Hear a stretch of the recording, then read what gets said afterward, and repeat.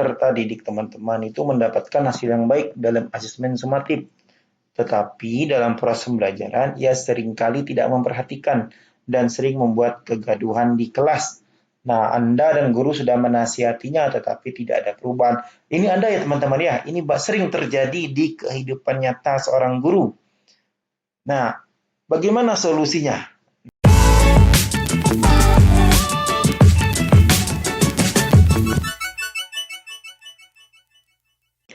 Hai teman-teman, jumpa lagi dengan Pak Reza. Hari ini kita akan membahas soal kompetensi teknis khusus formasi guru ya. Nah, soal kompetensi teknis ini menggunakan soal situational judgment test atau tes situasi kerja. Nah, tes ini sudah dimulai dari tahun kemarin ya teman-teman ya. Nah, untuk kisi-kisinya, nih kisi-kisi kompetensi teknis untuk formasi guru. Ada 4 kisi-kisinya. Yang pertama kompetensi pedagogik, yang kedua profesional guru, yang ketiga sosial, dan keempat kepribadian.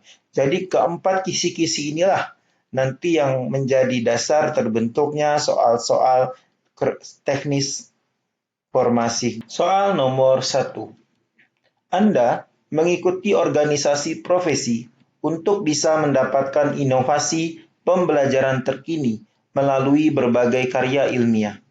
Tetapi, kebijakan organisasi mewajibkan Anda untuk turut serta berkontribusi pada penulisan karya ilmiah yang berkualitas sebagai syarat keterlibatan dalam organisasi.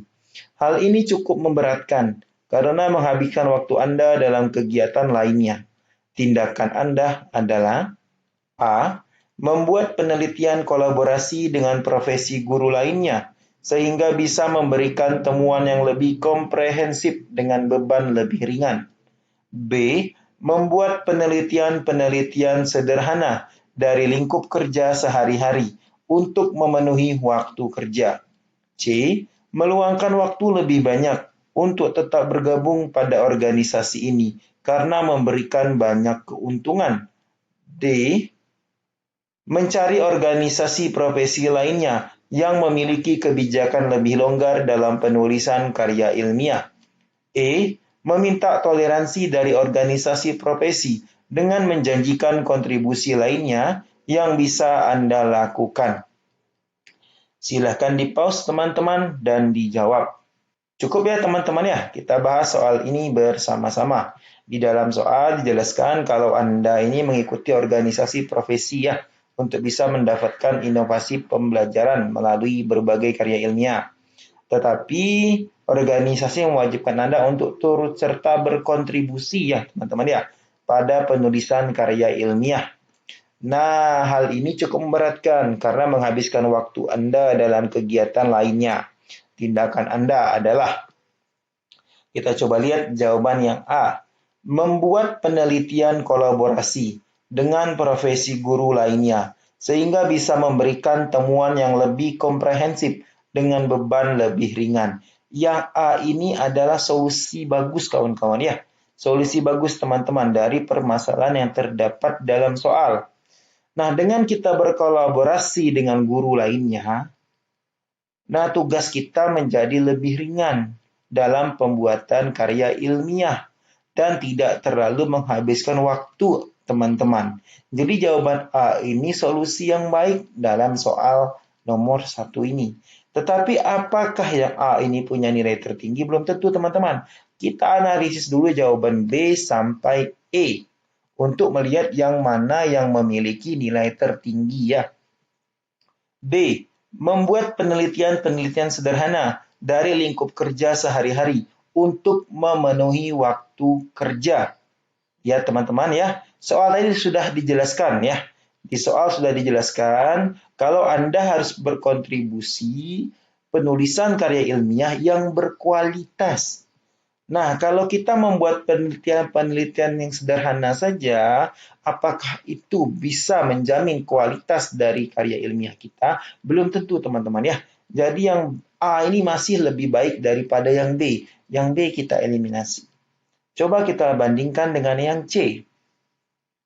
Meluangkan waktu lebih banyak untuk tetap bergabung pada organisasi ini karena memberikan banyak keuntungan.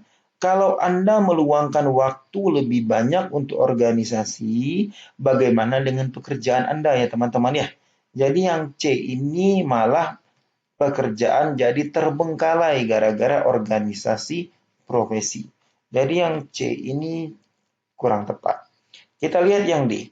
Mencari organisasi profesi lainnya yang memiliki kebijakan lebih longgar dalam penulisan karya ilmiah. Kalau yang D ini berarti lari dari masalah, teman-teman. Jangan dipilih ya, pasti nilainya kecil.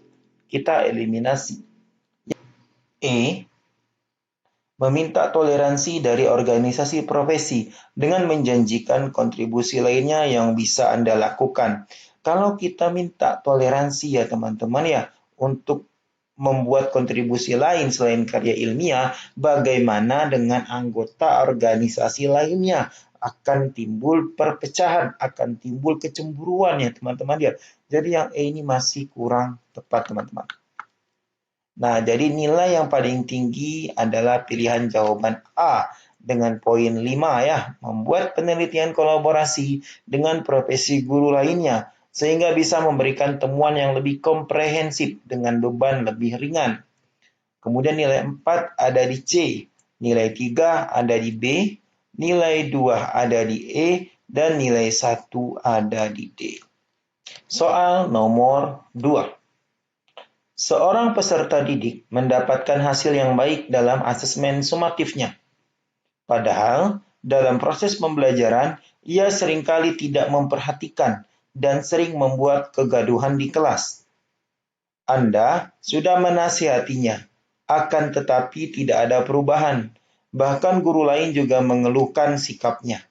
Apa yang akan Anda lakukan untuk mengatasi hal tersebut?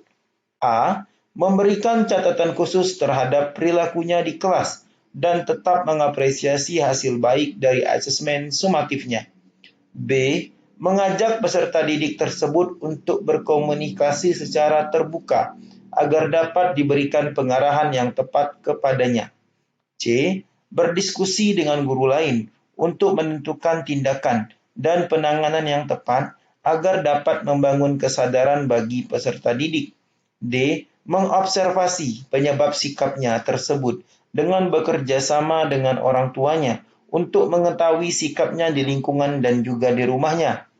E. Bekerja sama dengan guru lain untuk menindaklanjutinya dengan membimbing secara bersama untuk menyelaraskan dengan potensi akademiknya.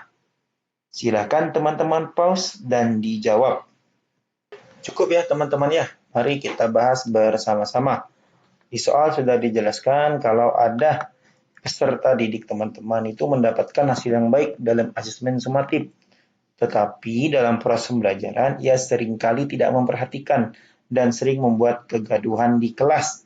Nah, Anda dan guru sudah menasihatinya tetapi tidak ada perubahan. Ini Anda ya teman-teman ya, ini sering terjadi di kehidupan nyata seorang guru. Nah, bagaimana solusinya? Nah, pilihlah jawaban yang paling positif, yang paling bagus teman-teman ya. Karena kita ingin lulus ini teman-teman. Jangan pilih jawaban berdasarkan kenyataan teman-teman. Sedangkan ada pilihan jawaban yang lebih bagus dari kenyataan yang teman-teman lakukan. Coba kita mulai dari jawaban yang A ya. Kita analisis bersama-sama. Memberikan catatan khusus terhadap perilakunya di kelas dan tetap mengapresiasi hasil baik dari asesmen sumatifnya. Yang A ini kita tahan dulu ya teman-teman ya. Kita bandingkan dulu dengan yang B. B. Mengajak peserta didik tersebut untuk berkomunikasi secara terbuka agar dapat diberikan pengarahan yang tepat kepadanya. Yang B ini merupakan solusi teman-teman. Kenapa Pak Reza bilang ini solusi? Nah, pada soal dijelaskan kalau nilai asesmennya baik, tetapi tingkah lakunya, dia sering buat gaduh di kelas. Nah, dengan kita mengajak siswa itu berkomunikasi, nah, kita bisa tahu alasannya melakukan itu apa, dan bisa kita arahkan nasihat yang tepat kepadanya. Jadi jawaban B ini lebih bagus daripada jawaban yang A, teman-teman ya. Yang A ini seolah-olah membiarkan saja perilaku jeleknya itu, hanya memberikan catatan khusus, tidak ada tindak lanjutnya. Jadi yang A kurang tepat, teman-teman. Nah, yang B kita bandingkan lagi dengan yang C, teman-teman ya. C, berdiskusi dengan guru lain untuk menentukan tindakan dan penanganan yang tepat agar dapat membangun kesadaran bagi peserta didik. Nah, yang C ini teman-teman, kalau dibandingkan dengan yang B, teman-teman ya, lebih tinggi nilainya yang C. Mengapa lebih tinggi yang C, teman-teman? Nah, dengan kita berdiskusi bersama guru lain, nah, kita akan menemukan saran, tindakan, dan penanganan yang lebih tepat untuk membangun kesadaran siswa tersebut. Nah, kalau yang B ini hanya sesuai dengan pendapat kita. Ya, kalau kita pernah mengalaminya. Sedangkan di dalam soal sudah disebutkan kalau nasihat Anda tidak didengarkannya. Berarti kita butuh masukan dari guru atau orang lain. Nah, makanya kita perlu berdiskusi dengan guru lain. Jadi yang B ini masih kurang tepat ya teman-teman ya. Lebih tepat yang C. Yang B kita eliminasi. Sekarang yang C kita bandingkan lagi dengan yang D. D. Mengobservasi penyebab sikapnya tersebut dengan bekerja sama dengan orang tuanya untuk mengetahui sikapnya di lingkungan dan juga di rumahnya. Kalau D ini hanya mengobservasi teman-teman, tidak ada tindak lanjutnya, masih lebih bagus yang C. Yang D kita eliminasi. Sekarang kita bandingkan yang C dengan yang E ya teman-teman ya, mana yang punya nilai tertinggi. Bekerja sama dengan guru lain untuk menindaklanjutinya dengan membimbing secara bersama untuk menyelaraskan dengan potensi akademiknya. Nah, C dan E ini berbeda teman-teman. Walaupun dia sama-sama bekerja sama dengan guru lain. Apa bedanya? Kalau yang C masih berdiskusi untuk menentukan solusi. Nah, kalau yang E sudah bekerja sama teman-teman untuk menindaklanjuti dan membimbingnya. Nah, berarti yang E ini lebih luas cakupannya daripada yang C. Jadi yang E ini lebih tinggi nilainya teman-teman ya. Poin 5 ada di E, poin 4 ada di C, poin 3 ada di D, poin 2 ada di B, dan poin 1 ada di A. Soal nomor 3. Beberapa waktu ini, sekolah sedang mengadakan program pembelajaran berbasis proyek selama 1 pekan penuh. Namun, para peserta didik mengaku mulai jenuh sehingga kurang optimal dalam pembelajaran.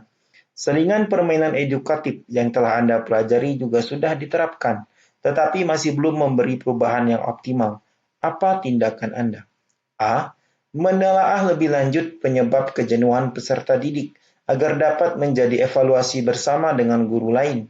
B. Meminta para guru untuk mencoba mengevaluasi pembelajaran yang mereka lakukan agar dapat Anda minta sebagai evaluasi diri. C. Meminta para guru yang lebih berpengalaman untuk memberi pandangan terkait peningkatan kapasitas diri dalam menciptakan pembelajaran yang variatif. D. Mengajukan evaluasi program kepada pihak sekolah agar dapat diganti dengan program lain yang lebih relevan. E. Melanjutkan program dengan tetap mencoba berbagai pendekatan variatif agar peserta didik tidak bosan. Silakan teman-teman pause dan jawab. Kita bahas bersama ya teman-teman ya. Nah, di soal dijelaskan kalau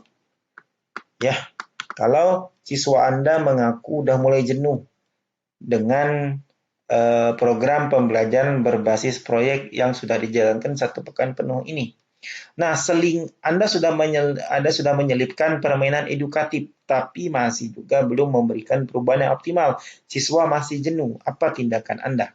Pilihlah jawaban yang paling positif dan ada solusinya ya teman-teman ya. Kita coba lihat jawabannya A teman-teman. Menelaah lebih lanjut penyebab kejenuhan peserta didik agar dapat menjadi evaluasi bersama dengan guru lain. Yang A bagus ya teman-teman ya. Kita cari tahu penyebabnya, kemudian kita cari tahu apa yang harus kita perbaiki. Kita evaluasi bersama-sama. Nah, yang A ini positif dan solutif ya, memberikan solusi. Kita tahan dulu teman-teman. Kita bandingkan dengan jawaban yang B. B. Meminta para guru untuk mencoba mengevaluasi pembelajaran yang mereka lakukan agar dapat Anda minta sebagai evaluasi diri. Yang B ini kurang tepat, teman-teman. Kenapa? Karena tidak etis kita meminta para guru. Ya, dan juga belum tentu masalah kita dialami juga oleh guru yang lain. Karena setiap kelas itu biasanya masalahnya berbeda-beda, teman-teman. Jadi yang B ini masih kurang tepat ya, teman-teman. Kita lihat yang C. Meminta para guru yang lebih berpengalaman untuk memberi pandangan terkait peningkatan kapasitas diri dalam menciptakan pembelajaran yang variatif. Dibandingkan dengan yang A, yang C ini masih kurang tepat, teman-teman. Belum tentu ya, pandangan guru yang lebih berpengalaman itu sesuai dengan masalah yang kita alami sekarang. Belum tentu, teman-teman ya. Jadi yang C ini masih kurang tepat. Yang D, mengajukan evaluasi program kepada pihak kepala sekolah agar dapat diganti dengan program lain yang lebih relevan. Ini kurang tepat, teman-teman. Jangan sampai cuma gara-gara masalah tersebut ada di kelas kita rombak program tersebut. Sedangkan di kelas lain tidak. Jadi jawaban yang D ini masih kurang tepat. Masih lebih tepat jawaban yang A. Sekarang kita bandingkan dengan yang E ya, teman-teman ya. Melanjutkan program dengan tetap mencoba berbagai pendekatan variatif agar peserta didik tidak bosan. Kalau kita melanjutkan program saja tanpa ada evaluasi, masih kurang tepat ya, teman-teman ya. Jadi jawaban di sini yang paling tepat adalah yang A, teman-teman. Nilai 5 ada di A, nilai 4 ada di B, nilai 3 ada di D, nilai 2 ada di C, dan nilai 1 ada di E. Soal nomor 5. Agenda perlombaan adalah kegiatan yang ditunggu-tunggu oleh pihak sekolah. Tahun ini, Anda diminta pihak sekolah untuk mencari kandidat peserta lomba yang dapat mewakili sekolah di tingkat kabupaten. Namun, Anda kesulitan dalam menentukan peserta didik yang masuk kualifikasi yang dapat mewakili sekolah. Upaya yang Anda lakukan ialah A. Mengusulkan tes tertulis disertai wawancara untuk menentukan kandidat peserta lomba yang dapat mewakili sekolah. B. Meminta guru lain untuk mencari peserta didik yang memenuhi kualifikasi peserta yang mewakili sekolah. C. Mengusulkan kepada pihak sekolah peserta didik yang memiliki nilai tinggi di kelas untuk mewakili sekolah. D. Menunjuk peserta didik yang ikut lomba tahun lalu. E. Menunjuk peserta didik yang dirasa mampu untuk menjadi wakil sekolah dalam perlombaan. Silakan teman-teman pause dan dijawab. Cukup ya teman-teman ya, mari kita jawab bersama-sama. Di soal dijelaskan kalau Anda diminta pihak sekolah mencari kandidat peserta lomba. Nah, Anda kesulitan dalam menentukan peserta didik yang masuk kualifikasi. Apa yang Anda lakukan? Nah ya, kita coba lihat jawaban yang A ya teman-teman. Mengusulkan tes tertulis disertai wawancara untuk menentukan kandidat peserta lomba yang dapat mewakili sekolah. Ini bagus ya teman-teman ya. Ini jawabannya A, ini bagus teman-teman. Kita lakukan tes tertulis kemudian kita wawancara sehingga kita tahu sesuai tidak siswa ini untuk ikut lomba. Sesuai atau tidak siswa ini dengan kualifikasi yang diminta. Jadi yang A ini bagus teman-teman. Kita bandingkan dulu dengan yang B ya teman-teman ya. Meminta guru lain untuk mencari peserta didik yang memenuhi kualifikasi peserta yang mewakili sekolah. Dalam soal sudah diminta itu kita teman-teman. Kalau kita menyuruh guru lain berarti kita melimpahkan. Kita tidak bertanggung jawab teman-teman ya. Jadi yang B ini masih kurang tepat teman-teman. Yang C, mengusulkan kepada pihak sekolah peserta didik yang memiliki nilai tinggi di kelas untuk mewakili sekolah. Belum tentu teman-teman. Siswa yang punya nilai tinggi sesuai dengan kualifikasi yang diminta dalam lomba. Ya, jadi yang C ini masih kurang tepat. Yang D, menunjuk peserta didik yang ikut lomba tahun lalu. Kalau kita hanya menunjuk siswa yang tahun lalu ikut lomba, kita tidak membuka kesempatan kepada peserta didik baru untuk ikut. Siapa tahu peserta didik baru ini lebih baik, lebih bagus daripada peserta didik yang tahun lalu. Jadi yang D ini masih kurang tepat teman-teman ya. Yang E, menunjuk peserta didik yang dirasa mampu untuk menjadi wakil sekolah dalam perlombaan. Kalau hanya menunjuk sesuai dengan perasaan masih kurang tepat ya teman-teman ya. Jadi jawaban yang paling tepat itu yang A teman-teman. Mengusulkan tes tertulis disertai wawancara untuk menentukan kandidat peserta lomba yang dapat mewakili sekolah. Jadi A itu poinnya 5, B poinnya 4, C poinnya 3, D poinnya 2, dan E poinnya 1.